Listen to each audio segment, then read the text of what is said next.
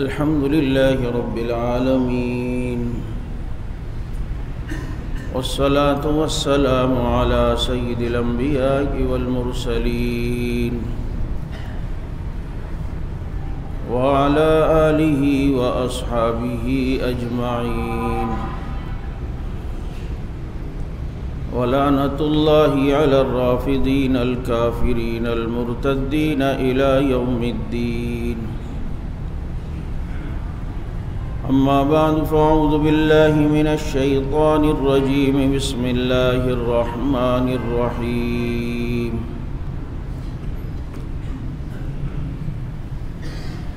ألف لام ميم ذلك الكتاب لا ريب فيه هدى للمتقين. قال تعالى في مقام آخر وسيجنبها الأتقى الذي يؤتي ماله يتزكى وما لأحد عنده من نعمة تجزى إلا ابتغاء وجه ربه الأعلى ولسوف يرضى. قال النبي صلى الله عليه وسلم أرحم أمتي بأمتي أبو بكر. يا رب صل وسلم دائما أبدا على حبيبك خير الخلق كلهم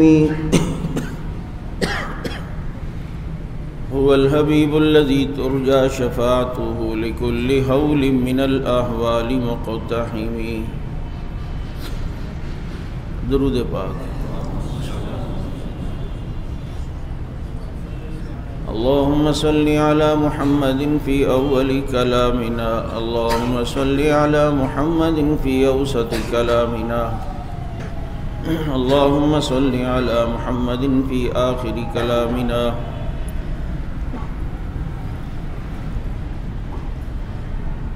واجب الاحترام گرامی قدر سامعین عزیز ساتھی اور محترم دوستوں اور معزز بزرگوں،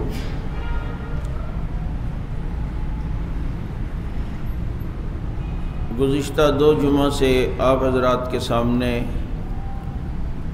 جمادی الاول میں جن مقدس شخصیات کی شہادت و وفات تھی ان میں سے چند ایک کا تذکرہ کر رہا تھا.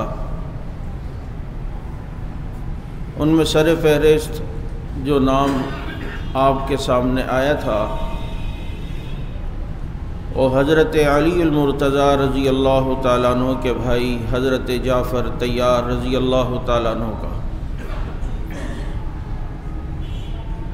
حضرت جعفر طیار رضی اللہ تعالیٰ عنہ جن کی خدمات اور جن کا اسلام کے لیے اپنے آپ کو پیش کرنا اور اپنے دونوں بازوؤں کو شہید کروا دینا اور اللہ کا جنت میں جعفر کو جنت کے 2 پر دینا، ان سارے واقعات کو تسلسل سے آپ کے سامنے بیان کیا.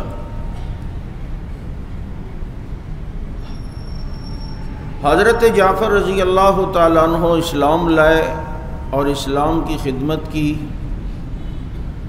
نیکیاں کی، اعمال کیے، حضور کی زیارت کی. حضرت جعفر رضی اللہ تعالیٰ عنہ کے ان تمام اعمال کا ثواب جہاں حضرت جعفر کو ملے گا، وہیں جس نے محنت کر کے حضرت جعفر کو اسلام کی دعوت دے کر حلقہ اسلام میں داخل کروایا تھا تو یہ سارا ثواب اسے بھی تو ملے گا. اور حضرت جعفر رضی اللہ تعالی عنہ کے اسلام لانے کی جو شخصیت ذریعہ بنی ہے اسی کو دنیا ابو بکر صدیق کہتی ہے. سیدنا ابو بکر صدیق رضی اللہ تعالی عنہ آگے چونکہ جمادی الثانی ہے اور جمادی الثانی کے 22 تاریخ سیدنا ابو بکر صدیق رضی اللہ عنہ کا یوم وفات ہے، اور میری کوشش ہوتی ہے ہر سال مختلف موضوعات 3-4 جمعہ صرف حضرت صدیق اکبر رضی اللہ تعالیٰ عنہ پر پڑھا ہے، کیونکہ ان کا احسان اتنا ہے کہ آپ اس سے اندازہ کریں کہ آپ صلی اللہ علیہ وسلم فرما گئے کہ میں ہر ایک کے احسان کا بدلہ چکا چکا ہوں سوائے ابو بکر صدیق کے۔ یارو ایک بات یہ یاد رکھیں کہ حضور صلی اللہ علیہ وسلم کو تھوڑی دیر حالت ایمان میں دیکھنے والا صحابی بنتا ہے، اور اس کا اتنا وزن ہوتا ہے کہ بعد میں آنے والے قطب ابدال مل کر بھی اس کا مقابلہ نہیں کر سکتے۔ میں عموماً حضرت اسیرم کی مثال دیا کرتا ہوں، جو احد والے دن فجر کے بعد مسلمان ہوئے اور ظہر سے پہلے شہید ہو گئے۔ یہ مختصر وقت کی حالت ایمان کی زندگی انہیں میسر ہوئی، اور اس میں حضور کو دیکھنے کا ٹائم پیریڈ ان کا کتنا ہوگا؟ 2 منٹ دیکھا ہوگا، 3 منٹ دیکھا ہوگا، 4 منٹ دیکھا ہوگا، زیادہ سے زیادہ 10 منٹ دیکھا ہوگا۔ اب یہ اتنی مختصر مدت میں حضور کی زیارت کرنے والا، جس کا حضور کو دیکھنے کا ٹائم پیریڈ اتنا مختصر ہے، اس کا وزن ترازو کے پلڑے میں اتنا ہے کہ 40 لاکھ حاجی آج حج میں اگر جمع ہوتے ہیں، ان کو ترازو کے ایک پلڑے میں رکھ دیا جائے تو اسیرم کے اعمال کا مقابلہ نہیں کر سکتے۔ یہ حضور کو دیکھنے کی سعادت ہے، اور یہی کمال ہے حضرات صحابہ کرام میں کہ وہ یہ سعادت حاصل کر چکے ہیں کہ اس سعادت کو بعد میں کوئی حاصل نہیں کر سکتا۔ ایک بات یاد رکھیں، نبی آج کوئی نبی نہیں بن سکتا اپنے عمل سے، اگر وہ ساری زندگی سجدے میں رہے، اعمال نیک کرتا رہے، تقوی مجاہدہ پرہیزگاری کرتا رہے، لیکن نبی کے مقام کو نہیں پہنچ سکتا۔ اور اسی طرح کوئی جتنی محنت کرتا رہے تو آج کوئی صحابی بھی نہیں بن سکتا، کیونکہ صحابی کے لیے حضور صلی اللہ علیہ وسلم کی زیارت یہ ضروری ہوا کرتی ہے۔ یہ اتنی دیر کی دیکھنا حضور کی ایک ادا کی جھلک یہ اتنا وزن رکھتی ہے کہ اسیرم کا مقابلہ آج کوئی نہیں کر سکتا۔ تو پھر اس شخصیت کے مقام اور مرتبے کا اندازہ دیکھو جس کو نبی کو دیکھنے کا ٹائم پیریڈ اتنا ہے کہ جس نے اول دن سے آخر دن تک دیکھا، شروع سے آخر دن تک دیکھا، ہر جگہ نبی کو دیکھا، سفر و حضر میں نبی کو دیکھا، نبی کو ہر مقام پر دیکھا، نبی کو ہر جگہ پر دیکھا، یہاں تک کہ باقی سب نے نبی کو جلوت میں دیکھا، اس ایک ہی نے تو 3 دن غار میں خلوت میں دیکھا۔ پھر مجھے بتاؤ، اس کا نبی کو دیکھنے کا ٹائم پیریڈ اتنا زیادہ ہے، اس کا مقابلہ تو صحابہ میں بھی کوئی نہیں کر سکتا۔ یہی کمال ہے صدیق میں۔ اور فنا فی الرسول، آپ صلی اللہ علیہ وسلم کی محبت میں اتنا رچ بس گئے تھے، اتنا گھل مل گئے تھے کہ مزاج حضرت صدیق اکبر رضی اللہ تعالیٰ عنہ کا حضور اکرم صلی اللہ علیہ وسلم والا مزاج ہو گیا۔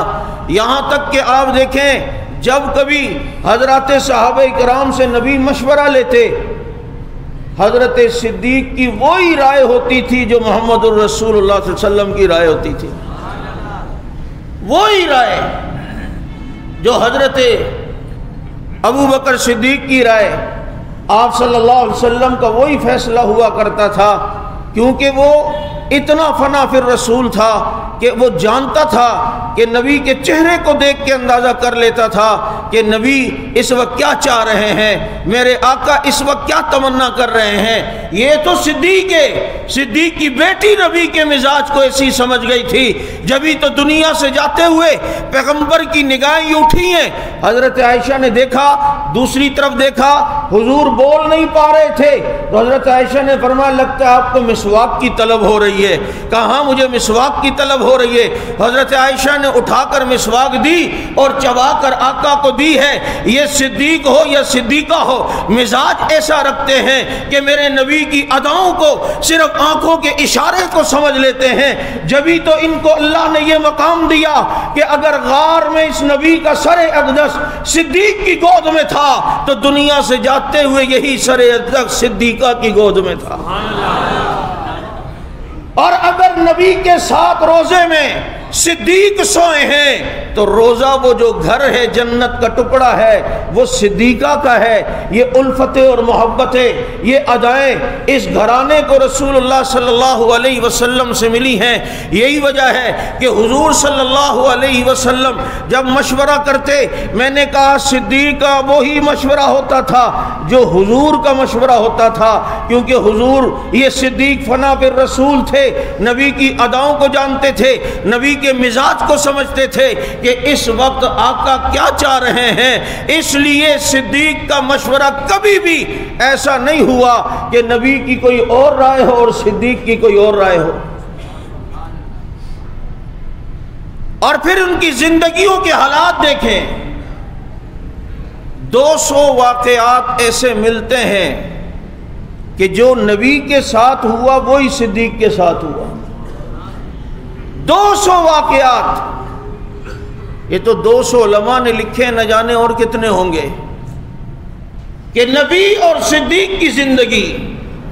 اس پر میں مستقل انشاءاللہ آپ کے سامنے گفتگو کروں گا کہ نبی دنیا سے گئے تو پیر کو، صدیق دنیا سے گئے تو پیر کو۔ اصل میں بات یہ ہے، میں نے سنتوں کے بیان میں اپنے درس میں کہا تھا کہ جو حضور صلی اللہ علیہ وسلم کی جو اختیاری ادائیں جو ہمارے اختیار میں، جو ان سنتوں کو اپناتا ہے تو اللہ تعالیٰ اسے اس سنت کی بھی توفیق دیتا ہے کہ جو اس بندے کے اپنے اختیار میں نہیں ہے۔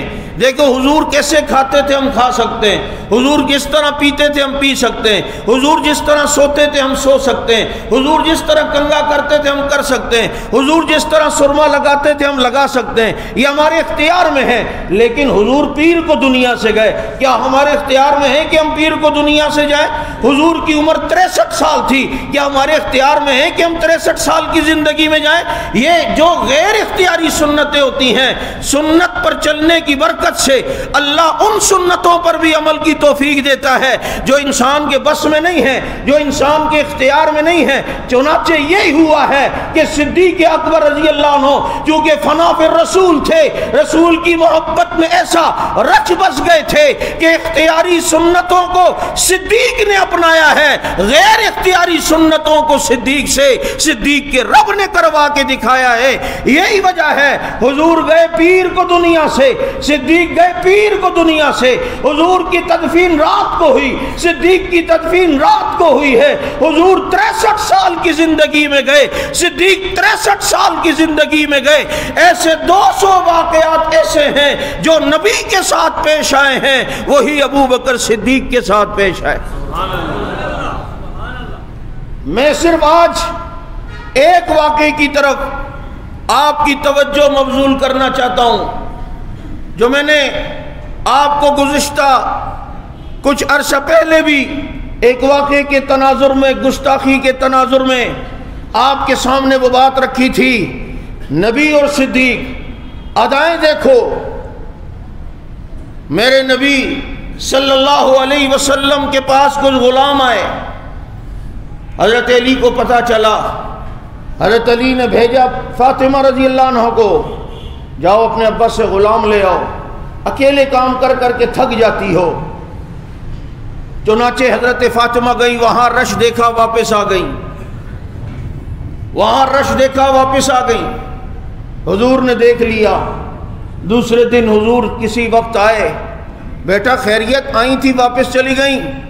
اب بیٹی کا دکھڑا دیکھ، کہتی ابا جان دیکھیں چکی خود چلاتی ہوں، یہ ہاتھوں میں گڑے پڑ گئے ہیں، یہ کپڑے میرے میلے رہتے ہیں، ابا جان تھک جاتی ہوں، صبح سے شام تک کام کرتی ہوں، جھاڑو بھی خود دیتی ہوں، علی کے لیے کھانا بھی خود پکاتی ہوں، حسنین کو بھی سنبھالنا ہوتا ہے، گھوڑے کے لیے چارہ بھی پیسنا خود ہوتا ہے۔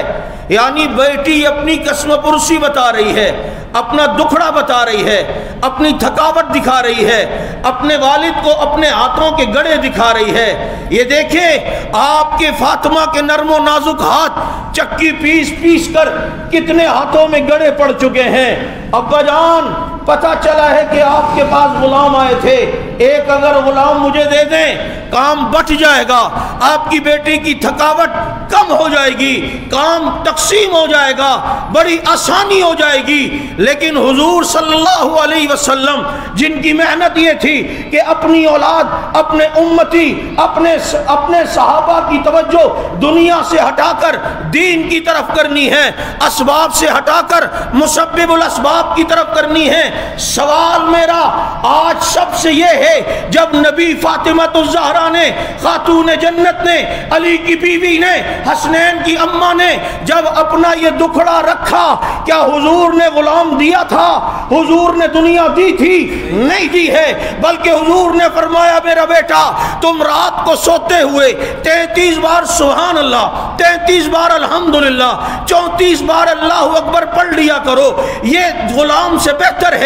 اسی کو تسبیحات فاطمی کہتے ہیں کہ حضرت علی کو جب پتہ چلا فاطمہ نبی کے دربار سے بجائے غلام کے، بجائے دنیا کے یہ وظیفہ لے کر آئی ہے، علی اتنا خوش ہوئے، فاطمہ اتنی خوش ہوئی کہ ہم تو دنیا لینے گئے تھے، ابا نے حدیث سنا کے رخصت کر دیا ہے، ہم تو دنیا لینے گئے تھے، ابا نے اپنی بات سنا کے رخصت کر دیا ہے، ہم دنیا لینے گئے تھے، ابا نے ہمیں وظیفہ دے کے رخصت کر لیا ہے۔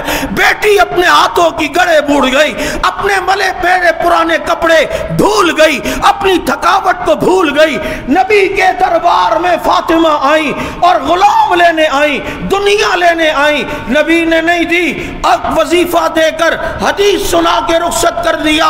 آج تیرے پاکستان کے اندر جس ملعون کو چاہے اٹھتا ہے اپنے میلے منبر پر کالے دل کے ساتھ، کالی زبان کے ساتھ، کالے قلم کے ساتھ اور کالے الفاظ کے ساتھ صدیق پہ بھونکنا شروع کرتا ہے، خاتون جنت گئی ہیں، فدق لینے گئی ہیں، نہیں دیا ہے، حدیث سنا کے رخصت کر دیا ہے۔ میں نے کہا بیٹی باپ کے دروازے پہ گئی تھی، کیا باپ نے، نبی نے غلام دیا تھا؟ کہتے نہیں، حدیث سنا کے رخصت کیا۔ میں نے کہا یہی تو صدیق فنا فی الرسول ہے۔ اگر فاطمہ والد کے پاس جائیں وہ حدیث سنا کے رخصت کرتی ہے، اور یہی بیٹی ابو بکر کے پاس جائے وہ ما ترکنا فہو صدقہ کی حدیث سنا کے رخصت کرتا ہے۔ نبی نے بھی فاطمہ کو حدیث سنا کے رخصت کیا، صدیق نے بھی فاطمہ کو حدیث سنا کے رخصت کیا۔ نعرہ تکبیر، گلی گلی نگر نگر، گلی گلی نگر نگر، یہ چرشام جس کے عرش پر۔ اب مجھے بتاؤ صدیق اکبر رضی اللہ تعالیٰ عنہ نے حضرت فاطمہ کو حدیث سنائی، ابا کی حدیث سن کے وہ خوش ہوئی ہوں گی یا ناراض ہوئی ہوں گی؟ خوش ہو گئی، بولو۔ لیکن آج تیرے ملک میں ایک طبقہ کہتا ہے وہ ناراض ہو گئی۔ میں نے کہا کس سے؟ ابا کی حدیث سن کے، اپنے والد کی حدیث سن کے؟ اور ظالم آج ایک عام امتی کو بھی نبی کی حدیث سناؤ تو وہ خوش ہوتا ہے، اور فاطمہ حدیث سنا کے ان کو حدیث سنائی جائے تو خوش نہیں ہوں گی؟ یمن سے غنیمت کا مال آیا، بہقی کی روایت ہے، اور جس میں کپڑے بھی بڑے اعلیٰ تھے۔ پھر دوبارہ علی نے بھیجا ایک دن کہ جاؤ غنیمت کا مال آئے، اپنے والد سے کہو میرا حصہ بھی تو دے دیں۔ وہ گئیں، ابا جان غنیمت کا مال آیا، آپ دنیا کو دے رہے ہیں، بیٹی کا حصہ۔ حضور نے فرمایا بیٹا یہ اگر چاہتی ہے تو یہ دے دوں، ورنہ ایک عمل بتا دوں، ابھی جبریل آئے اور مجھے یہ الفاظ سکھا کے گئے، اس سے دعا کر لیا کرو تو یہ ساری چیزوں سے بہتر ہے جو تم لینے آئی ہو۔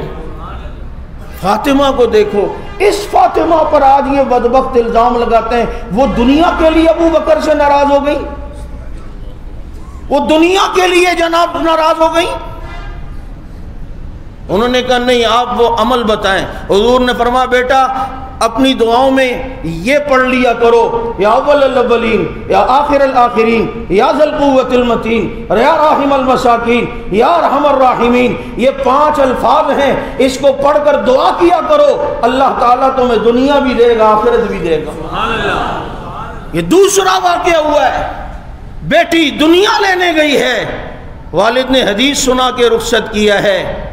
آج اگر یہی بیٹی کسی خلیفہ کے پاس جا کر اپنے ہاتھوں کے گڑے دکھاتی، میں چکی چلاتی ہوں، میرے کپڑے میلے ہوتے ہیں، غلام آئے ہمیں دے دیں، اور وہ خلیفہ اگر نہ دیکھتا تو ان بدبختوں کو دیکھو پھر یہ کتنا اچھل رہے ہوتے۔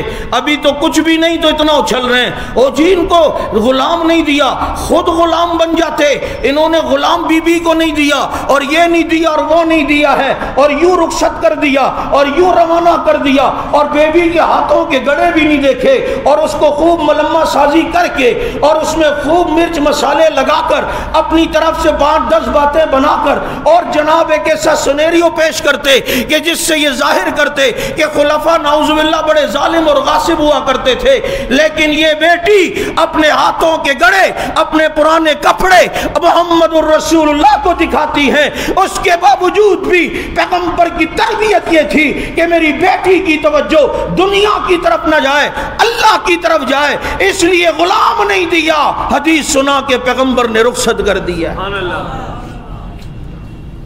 آج فدق کے مسئلے کو آڑ بنا کر حضرت صدیق اکبر رضی اللہ عنہ کی توہین ہوتی ہے، جیسے اسلام آباد میں پچھلے ہفتے جس بدبخت نے ٹوٹا کی، اچھا ہیں اتنے پھٹو کے بچے، ادھر ایک لفظ بولتے ہیں اور جب ادھر سے سپاہی صحابہ کا ڈنڈا آتا ہے پھر دوسرے دن کلپ بنا کر ہمارا مقصد یہ نہیں تھا، ہمارا مقصد اصل میں ہمارا مقصد ہماری بات کو جو ہے نا آگے پیچھے کر کے یوں بنایا گیا اور یوں مقصد نہیں ہے، تو پھر ڈرتے کیوں ہو؟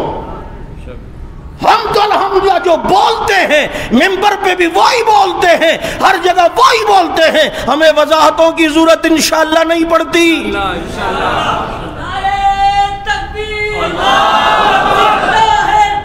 اب دیکھو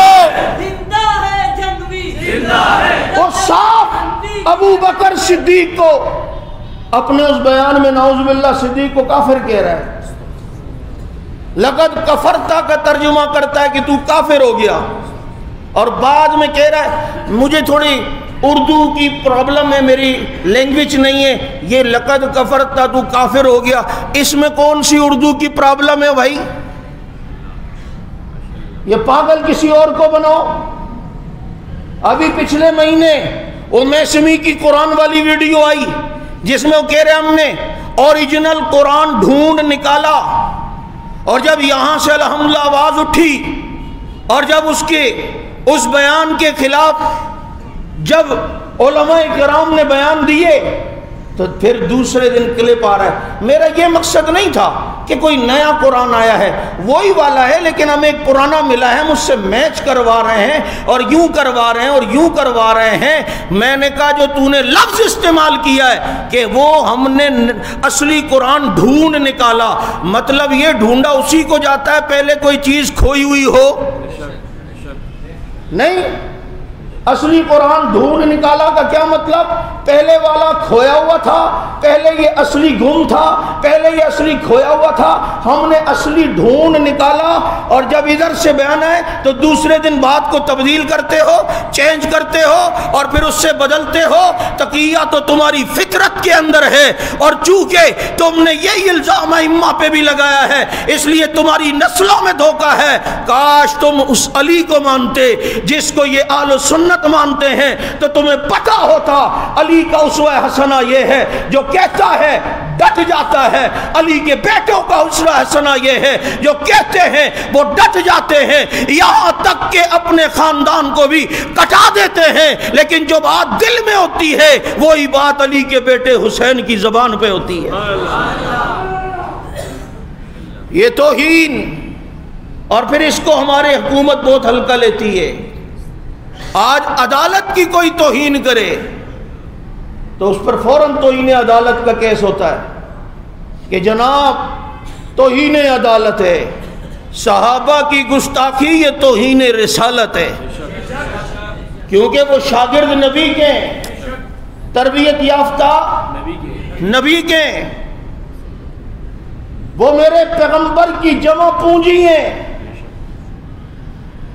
اور اس کو اتنا ہلکا لیا جاتا ہے، اور جناب جیسے یہ کوئی ثانوی مسئلہ ہے۔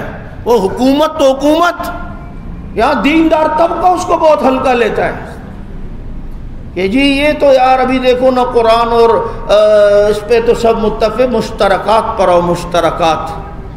مشترکات کے بچوں کو یہ ایک چیز مشترک بتاؤ نا، تم کہتے ہو قرآن کے اوپر آؤ، وہ بھی قرآن مانتے، وہ قرآن تک نہیں مانتا، تیری حدیث ہوتی ہے ان ابی ہریرہ رضی اللہ عنہ قال قال رسول اللہ صلی اللہ علیہ وسلم، ان کی حدیث ہوتی ہے ان جعفر ان امام باقر، ان کی حدیث تو وہاں پر ہوتی ہے۔ مجھے بتاؤ جس کی حدیث ہی نبی تک نہ جاتی ہو وہ حدیث مانتا ہے؟ پورے اصول اربع میں ان کی، جیسے ہماری سیاست ہے، پورے اصول اربع میں 20 روایتیں بھی ایسی نہیں ہیں جو نبی تک جاتی ہوں۔ اس لیے یاد رکھو حضرات صحابہ کرام رضوان اللہ علیہ مجمعین یہ ہمارے ایمان کا حصہ ہیں، کیوں کہ یہ نبی کی محنت ہے۔ آج اگر یہ لوگوں کی نظروں میں مشکوک ہو گئے تو نبی کی ساری محنت مشکوک ہوگی۔ میرے دوستو، آج کوئی کسی کو اپنی بیٹی کا رشتہ دینے لگے یا کسی کو جاننا چاہتے ہو کہ یہ بندہ کیسا ہے، تو پہلے وقتوں میں بھی ایسا ہی ہوتا تھا کہ اگر کسی کا رشتہ کسی کے ہاں بیٹی کے لیے آیا تو وہ دیکھتے تھے کہ اس کی اٹھک بیٹھک کن کے ساتھ ہے، اس کے ساتھ بیٹھنے والے لوگ کیسے، اگر بیٹھنے والے لوگ شریف ہیں، نمازی ہیں، پرہیزگار ہیں، تو کہتے تھے لڑکا بڑا اچھا ہے کیونکہ اس کی بیٹھک اچھے لوگوں کے ساتھ ہے، اور اگر بیٹھک صحیح نہ ہوتی اور اس کے ساتھ اٹھنے بیٹھنے والے وہ صحیح نہ ہوتے تو کہتے کہ یہ بھی صحیح نہیں ہے۔ توجہ کرو، آج اگر کوئی کہتا ہے کہ رسول اللہ صلی اللہ علیہ وسلم جس بیٹھک میں بیٹھتے تھے، جن ساتھیوں میں بیٹھتے تھے، وہ تو شرابی تھے، غاصب تھے، قاتل تھے، چور تھے، فاسق تھے، تو وہ بیٹھک نبی کی ہے، وہ نبی کے بیٹھنے پر اعتراض کر رہا ہے، نبی کی گیدرنگ پر اعتراض کر رہا ہے۔ اور ظالموں، دنیا کے کافروں کو تم کیا پیغام دینا چاہتے ہو کہ ہمارے نبی کی بیٹھک ایسے لوگوں کے ساتھ تھی؟ نہیں، جب وہ اہل سنت کا لٹریچر پڑھیں گے تو انہیں پتہ چلے گا نبی کی بیٹھک ایسی ساتھیوں کے ساتھ تھی، ایسے دوستوں کے ساتھ تھی، اور جن کی گواہیاں عرش پہ رب نے کہا تھا اولئک ہم الفائزون، اولئک ہم الراشدون، اولئک حزب اللہ لیغیظ بہم الکفار رضی اللہ عنہم ورضوا عنہ وکرہ الیکم الکفر والفسوق والعصیان۔ یہ وہ بیٹھک ہے جو پیغمبر کی ہے، جو پیغمبر کی گیدرنگ ہے۔ پیغمبر کو دیکھنا ہو، پیغمبر کے ساتھیوں کو دیکھ لو، وہ عظیم ہیں۔ پیغمبر کی بیٹھک میں اندر بیٹھنے والے یہ صحابہ خدا کی قسم اتنے عظیم ہیں، اتنے بلند ہیں کہ قرآن کی 1200 آیتیں اللہ نے نبی کی بیٹھک میں بیٹھنے والے ساتھیوں کے لیے قرآن کا حصہ بنا کر بتا دیا کہ یہ بیٹھک چونکہ نبی کی ہے، نگاہ نبوت ان پہ پڑی ہے، اللہ نے انہیں رضی اللہ کا ٹکٹ دنیا میں دے دیا۔ یہ گیدرنگ ہے نبی کی، اور غلط لوگوں میں نبی بیٹھ ہی نہیں سکتے۔ کیوں کہ اللہ نے قرآن میں نبی سے فرمایا فَلَا تَقْعُدْ بَعْدَ الذِّكْرَ مَعَ الْقَوْمِ الظَّالِمِينَ، اے نبی ظالموں کے ساتھ آپ نے نہیں بیٹھنا، یہ جو ظالم لوگ ہیں ان کے ساتھ نہیں بیٹھنا۔ اللہ نبی کو تو منع کرے، اگر نبی یہ کہہ دیتے نہیں بیٹھنے کا، یہ کہ اور لوگ بھی ذرا دین میں آئیں گے نا، پیار سے بات کرنی چاہیے، ذرا پیار سے، نفرت کسی کے لیے نہیں۔ یہ جملہ بھی فاسقوں والا ہے، نفرت کسی کے لیے نہیں۔ اگر نفرت کسی کے لیے نہیں تو اس حدیث کو کیا کہو گے؟ الحب للہ والبغض للہ، کہ بغض بھی اللہ کے لیے ہونا چاہیے، محبت بھی اللہ کے لیے۔ پھر اس قرآن کی آیت کو کیا کہو گے جو اللہ نے صحابہ کی شان میں بتائی ہے؟ اشداء علی الکفار، کافروں پہ سخت ہیں۔ پھر مجھے بتاؤ سب سے محبت ہو تو پھر اسلام میں بدر، احد، تبوک، حنین کا کانسیپٹ تو گیا نا۔ بابا دل میں کفر کے خلاف نفرت تھی جبھی تو بدر احد ہوا ہے۔ یہ کچھ اصطلاحات ہمارے ہاں ایسی نکل چکی ہیں کہ بس اللہ ہی حفاظت فرمائے، کہ اسلام مساوات کا درس دیتا ہے، مساوات کا، برابری کا۔ اچھا پھر سب کو وزیر اعظم ہونا چاہیے، ایک وزیر اعظم کیوں ہے؟ یہ کوئی بات ہے وزیر اعظم ہے کہ اور سارے رعایا ہیں جب اسلام مساوات کا درس دیتا ہے؟ پھر جناب وزیر اعلیٰ کیوں ہے؟ کوئی برابری کا درس ہے تو بتاؤ نا، سرکاری اداروں میں کسی کی تنخواہیں 7 لاکھ، کسی کی تنخواہ 7,000 کیوں ہے؟ اپنا الو سیدھا کرنے کے لیے کہ کس موقع پر کہ آنٹے اور آنٹیاں جو باہر نکلتی ہیں موم بتی مافیا، وہاں برابری ہونا چاہیے، مرد عورت کوئی فرق نہیں، برابری ہونی چاہیے۔ فرق تو ہے نا بھائی، فرق تو ہے، وہ تو رب نہیں رکھا ہے، وہاں سے بچہ ہو سکتا ہے، یہاں سے ہو سکتا ہے، وہ کہتا ہے برابر ہونا چاہیے۔ تو کچھ اصطلاحات ایسی ہیں جو ہمارے یہاں بن گئیں، ان میں یہ بھی ہے نفرت کسی کے لیے نہیں، جو نفرت کے قابل ہے اس سے نفرت کرنا، یہی دین کا تقاضا ہے، یہی اسلام کا تقاضا ہے۔ جو اس طرح کا فلسفی ہو نا، اس کو پتہ چلے کہ آپ نے اس کے باپ کو گالی دی ہے، یا اس کے باپ کی غیبت کی ہے، یا اس کی ماں کو گالی دی ہے، وہ آپ سے بات کرنا چھوڑ دیتا ہے، اور رشتہ داریاں چھوڑ دیتا ہے۔ آج ہمیں پٹی پڑھائی جاتی ہے، نہیں یار دیکھیں ایسا نہیں کریں، دیکھیں اوپر منہ کر کے تھوکو، اپنے ہی منہ پہ آتا ہے۔ صحابہ کی جو شان اللہ نے بنائی ہے تو بنائی ہے نا، دیکھو نا، ان کو کوئی برا کہنے سے ان کی شان گھٹے گی تھوڑی۔ ایسے شخص کو فوراً کوئی ماں بہن کی گالی دے دے تو وہ آستینیں چڑھا لے گا، اس کو کون سی گالی لگ گئی ہے بھائی، اوپر دیکھ کے پھونکو تو اپنے ہی منہ پہ تھوک آتا ہے نا۔ اللہ نے جو آپ کی بیوی، آپ کی ماں کو جو عزت دی ہے وہ تو عزت ہے، میری گالی کوئی لگ تھوڑی گئی ہے، میری گالی سے کوئی فرق تھوڑی پڑتا ہے۔ کہتے نہیں نہیں ایسا کیا کیوں؟ میں نے کہا جب تو یہاں یہ فلسفہ برداشت نہیں کر سکتا، میں نبی کی جماعت پر یہ فلسفہ برداشت نہیں کر سکتا۔